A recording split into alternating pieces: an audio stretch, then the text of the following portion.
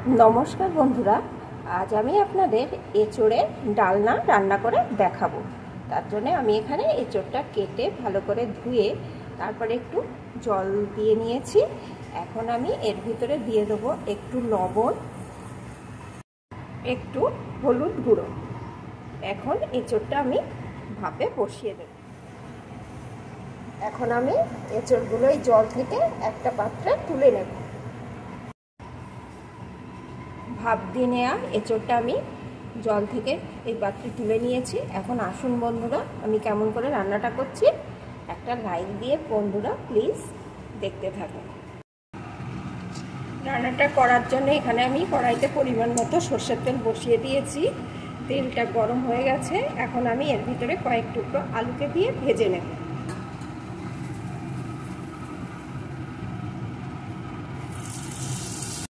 একটু লবণ,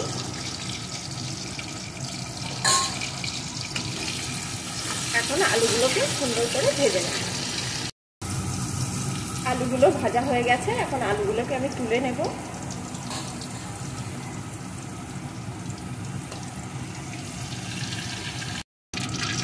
এখন ওই তেলের ভিতরে ফোড়নে দিয়ে দেব একটা তেজপাতা, একটা শুকনো লঙ্কা, কিছুটা গোটা জিরে। ফোড়নগুলোকে একটু লাল লাল করে ভেজে নিয়ে এর ভিতরে দিয়ে দেব কয়েকটা থেতো করা রসুন আর এক টুকরো আদা।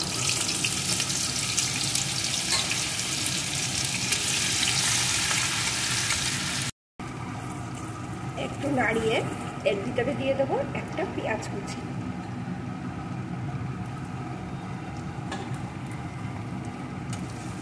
এখন এগুলোকে সুন্দর করে একটু ভেজে নেব। ভালো করে ভেজে নিয়েছি। এখন এর ভিতরে দিয়ে দেবো কয়েকটা চেরা কাঁচা লঙ্কা আর একটা টমেটো কুচি।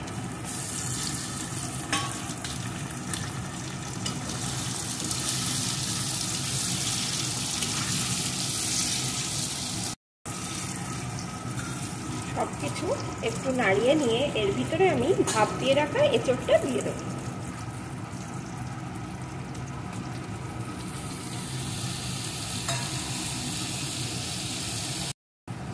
দিয়ে দেবো পরিমাণ মতো লবণ। এঁচোড় সিদ্ধ করার সময় কিন্তু লবণ হলুদ দেওয়া আছে, সেই বুঝে দিতে হবে। পরিমাণ মতো হলুদ গুঁড়ো। এখন সমস্ত কিছু দিয়ে এঁচোড়টা সুন্দর করে কষিয়ে নেব। একটু কষিয়ে নিয়েছি। এখন ভেজে রাখা আলু টুকরোগুলোকেও এর ভিতরে দিয়ে একসাথে আরেকটু কষিয়ে নেব।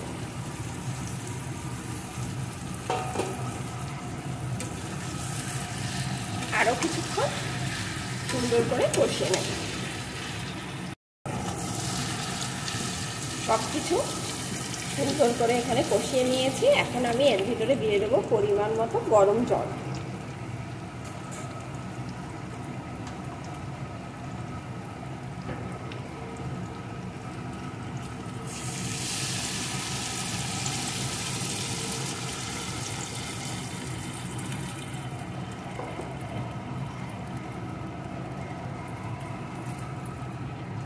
এখন একটু নাড়িয়ে নিয়ে বেশ কিছুক্ষণ ভালো করে ফুটিয়ে নেব।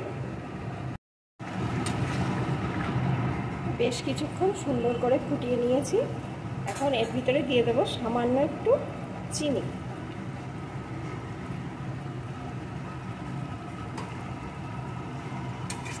এখন একটু নাড়িয়ে আর কিছুক্ষণ ফুটিয়ে নেব।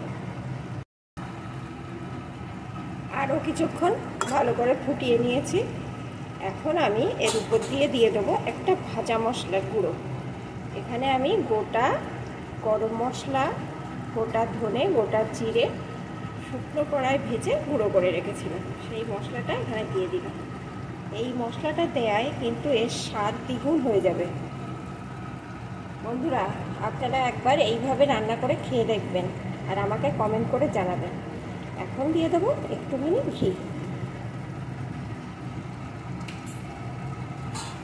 একটু নাড়িয়ে নেব।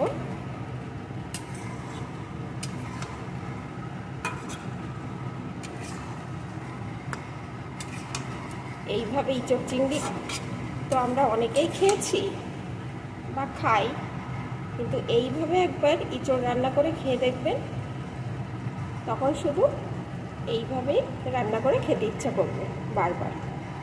এখন আমার রান্নাটা রেডি হয়ে গেছে, এখন একটা পাত্রে নামিয়ে নেব।